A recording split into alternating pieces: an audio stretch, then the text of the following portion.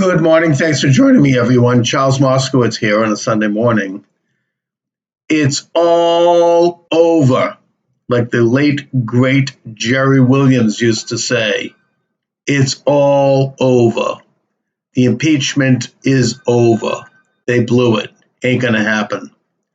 I've listened to at least a good deal of the testimony. And all it is a chance for traitorous Trump officials to vent their spleen on the president because they don't like his policies, and to do so publicly by asking that he be impeached because they don't like his policies. That's what this whole thing comes down to. The ambassador, Yovanovitch, I thought that Devin Nunes handled her brilliantly by saying, listen, your testimony doesn't belong in an impeachment hearing. It belongs as an employment complaint. You know, she's a disgruntled former employee who should bring it before a congressional committee that deals with employment matters, not an impeachment question. Now it turns out, according to release of FOIA documents brought forth by very, very good reporter named John Solomon, that Yovanovitch, as a Obama appointee, had given the Ukrainian government a list of 19 oligarchs that they did not want investigated. I would assume that along that list were oligarchs connected to Burisma Oil, which is the company that Joe Biden's son was given a great deal of money from funneled. Sorry for that interruption. We're having a little technical problem here.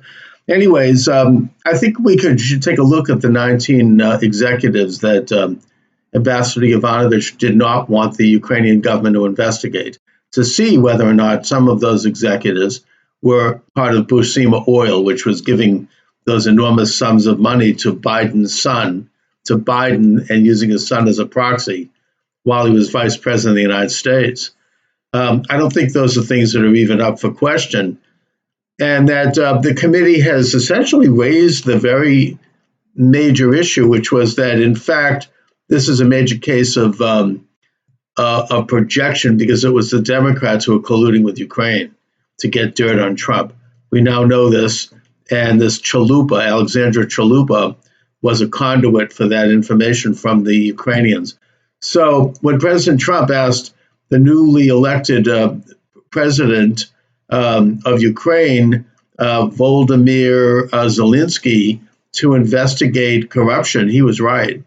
And I think the evidence is just beginning to bubble to the surface. So I predict that the Democrats are going to find a face-saving way to shut this thing down before it creates more damage to them.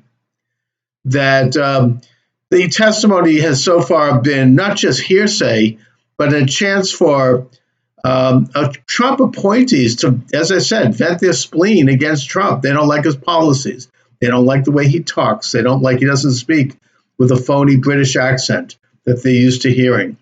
They don't like the fact that he does not want to give money to foreign powers unless it's very, very carefully documented and under very, very careful scrutiny, which is why the aid was withheld.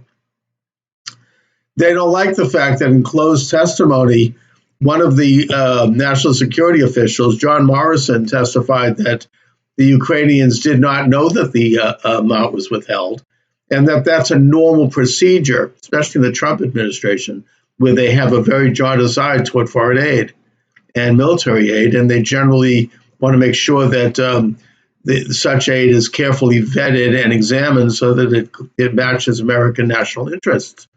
That's something, of course, that the establishment and the internationalists despise. They want a funnel of money pouring from the U.S. To be basically a province of the world. And that this idea that we would put standards on foreign aid to America's allies is anathema to them. And by the way, a little side issue. German Ambassador Grenell delivered a speech that's not being covered at all in the media right now, in which he noted that Germany is now kicking in $100 million for its own defense in response to Trump administration policies that insist that our NATO allies foot their own bill for defense. So these are major accomplishments.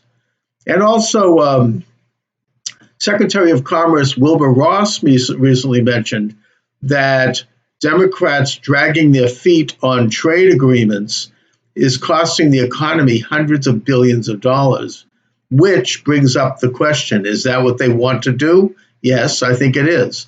I think they would rather break the economy and hurt people and workers and companies if it means that they can hurt Trump. Same thing goes with building the wall. They don't care about national security. They don't care about the border and stopping the influx of narco terrorists who have about the same morality as ISIS into American cities, where they peddle drugs and hurt American citizens, particularly minorities. They don't care about that. They just want to not give President Trump a win. So they oppose the wall. There's no other reason. I'd like to hear another explanation. So, this impeachment thing is just another piece of that agenda, this idea of stopping Trump at any cost, and that includes impeaching him from office, and completely irregardless of the interests of the country and the interests of the Constitution. So I think the thing is falling apart. I think that they've got nothing but hearsay, and hearsay is not permissible in a court of law. They refuse to reveal the identity of the person who eventually made these phony charges, even if that person exists, and probably because we know it's a partisan hack. And this whole thing is a charade. I think the American people are going to start to see it. I think it's already happening. I can't prove that because I don't know the polls, but I think that we do see one poll which shows that President Trump's popularity has increased. And I think that next week we're going to see that the American people are going to turn away in disgust at this whole charade and see it for what it is, just another attempt by the coup plotters to try to destroy this government. And what's going to happen, I predict, is that if they continue with their impeachment charade, and I think they're going to pull the plug because it's going to get really a negative thing for them. But if they continue and they go to the impeachment vote, I think that there are going to be enough Democrats who are going to vote against it. And because they come from districts that are not the hardcore blue base that the left depends on, like my own home state of Massachusetts, where I doubt if any Democrats would go against it, no matter what. But we have a lot of Democrats who were elected, especially in this last election, in states that they only won by a razor-thin margin, and that they will not risk their political future, which is how the system is supposed to work, thus reflecting the values and the will of their own electorate. So I think you're going to have enough of them vote against it that it won't pass. And I think if it does pass, it's going to hurt the Democrats, and it's going to hurt those even in the bluest of districts where you do still have some people who have a few scruples of conscience and understanding and who do care about the Constitution in the real sense. So those are my predictions. I think it's over. I think it ain't going anywhere.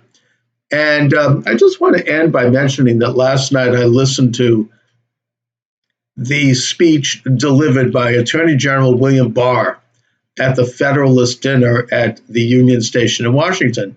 And it is brilliant, and I urge people to check it out.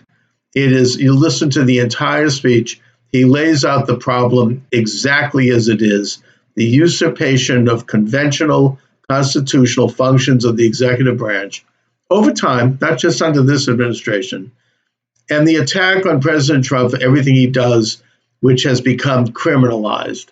That is a very ominous development in our country. Every time Trump opens his mouth, every time he tweets, which drives them crazy, they call this obstruction of justice. They're even calling for Bill Barr to be impeached because he dared to speak out. That's what they do in authoritarian countries. And they're showing their desperation by this drumbeat. And that includes, by the way, I get tweets from people like Harvard law professor Lawrence Tribe, who is into this. This is The fact that Trump criticized Yovanovitch, that's a tampering with witnesses, and he should be impeached for this. In other words, in this country where we have free speech, if we speak out and we don't goose step to the left, we can be attacked. And this is what they're doing to the president and by proxy to all of us, liberal and conservative. Do we want to have a future where we're going to be accused of crimes because we speak out on issues we care about? I don't think so. Anyway, thanks for watching, everyone. Charles Moscowitz. Have a great day.